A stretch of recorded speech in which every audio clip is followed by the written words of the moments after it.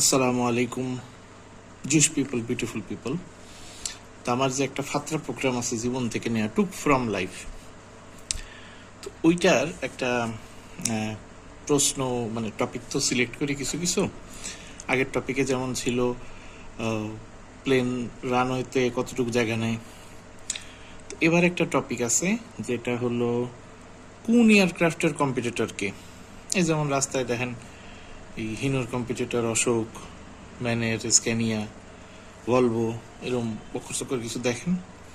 তো এরকম প্লেনেরও কিছু কম্পিটিটর আছে। এটা কোম্পানি ভেদে না, মানে বিল্ডার ভেদে, এয়ারক্রাফট ভেদে। যেমন একবারে ছোট লেদা সুটকি যে প্লেনগুলো আছে, প্রোপেলার টাইপ প্লেন যেগুলো বলে, ফোকার পাখা এরম করে সামনে পিছে পাখা থাকে,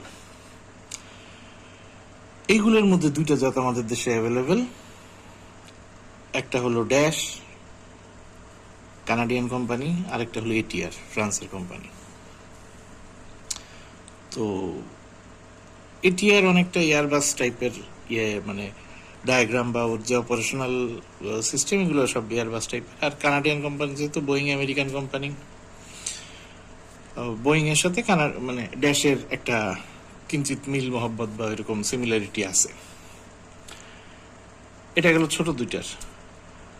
এবার আসেন বড় জাহাজ, এয়ারক্রাফট। মেজর দুইটা কোম্পানি হলো বোয়িং আর এয়ারবাস। বোয়িং আমেরিকার, এয়ারবাস ইউরোপের, মানে ফ্রান্সের। এখন বোয়িং এর মধ্যে মোটামুটি বেশ কিছু ভাগ আছে, মানে মডেল আছে। একটু ছোটর মধ্যে আছে এয়ারবাস A3, বোয়িং 737-700 ছিল আগে, ওটা বন্ধ হয়ে গেছে, 800 আসছে, তারপরে 900 করে ওটার ম্যাক্স বানাই দিছে। ম্যাক্স এখন 900 বন্ধ করে দিয়ে 800 কি ম্যাক্স বলে। এটাতে ক্যাপাসিটি থাকে 165। এইটার নিয়ারেস্ট কম্পিটিটর হলো এয়ারবাসের দুইটা, ওই যে 737-800 আর ম্যাক্স, ওই রকম এয়ারবাস A320 আর A321 নিও। এই দুইটা হলো 165 থেকে 175 বা 185ও করে অনেকে। লো কস্ট ক্যারিয়ারগুলো সিট ক্যাপাসিটি বাড়ায় দেয়, মানে ওরা একটু কনজাস্টেড করে, সিটটা চাপা থাকে, যে কারণে 10-15টা সিট ইজিলি বেশি বসাইতে পারে। মানে আপনার 15টা-20টার মতো সিট ওরা এক্সট্রা বসায় নেয়। এরপর আসেন বোয়িং 747, আজদা একটা বিমান, যেটার জাম্বুজেট বলতাম ছোটবেলায়। দোতলা এয়ারক্রাফট ছিল বা এখনো আছে, কার্গোতে ওটা ইউজ হয়।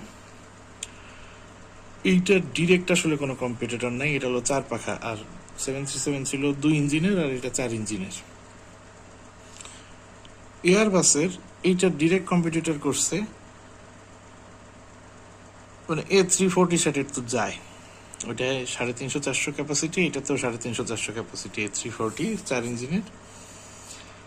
কিন্তু এইটার এক্সট্রা অর্ডিনারি যেটা বানায় রাখছে এয়ারবাস A380, এটা দ্বারে গেছে বোয়িং নেই। 800-850 প্যাসেঞ্জার, বোঝেন?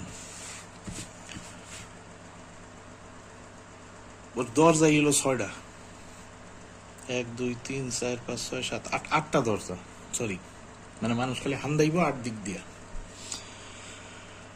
তো এরকম একটা গেল।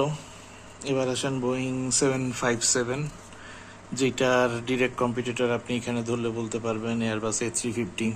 আবার 757 এর সাথে 767ও আছে, 777ও আছে। 757 আর 767 আমাদের দেশে আসে না। এটা আমেরিকাতে বেশি চলে, আমেরিকা, ইউরোপ বা ওইসব ইয়েতে বেশি এটা চলে। আমাদের দেশে আসে 777, 300ER। এইটার কম্পিটিটর হলো ডিরেক্ট এয়ারবাস A350, ক্যাপাসিটি 400, 400-450। এটার আবার আরেকজন স্বাস্থ্য ভাই আছে কম্পিটিটর, বোয়িং 787 ড্রিমলাইনার বা 788, 787-800 সিরিজ, যেটা ওটা 788 বলি আমরা।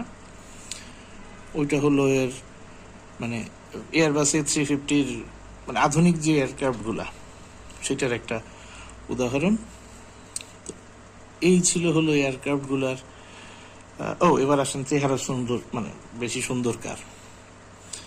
তো বোয়িং লাভারদের স্বভাবতই ড্রিমলাইনার ভালো লাগবে, 787, আমি যেহেতু বোয়িং লাভার না, তো আমার কাছে সবচেয়ে সুন্দর এয়ারক্রাফট লাগে এয়ারবাস A350 900 অথবা 1000 ULR, মানে আলট্রা লং রেঞ্জ। ওটা সবচেয়ে বেশি দূরত্ব যেতে পারে, যেটা হলো এক টানা 22 ঘন্টার মতো চলতে পারে, উঠতে পারে এক টানা। আর ওর তেল নিতে পারে হলো 1,20,000 টন, মানে 1,20,000 লিটার, সরি 1,20,000 লিটার তেলও 2 পাখায় নিতে পারে। এবং সবচেয়ে ফুয়েল এফিসিয়েন্সি ওইটা, যদিও রোলস রয়েসের ইঞ্জিন ইউজ করে, রোলস রয়েস হলো বোয়িংয়েও দেয়, এয়ারবাসেও দেয়, ওটা অন্য ইস্যু।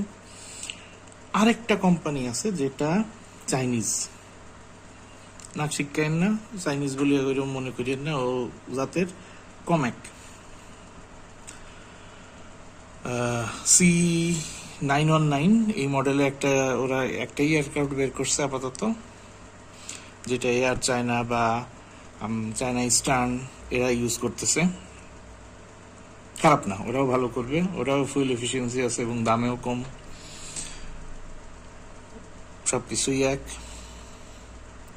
জাস্ট একটা ইনফরমেটিভ ভিডিও, ওই কয়েকজন জিজ্ঞেস করছিল বা এই টপিকটা আলাদা করে রাখছিলাম, তাই একটু শেয়ার করলাম আপনাদের সাথে। ভুল হলে ক্ষমা সুন্দর দৃষ্টিতে দেখবেন।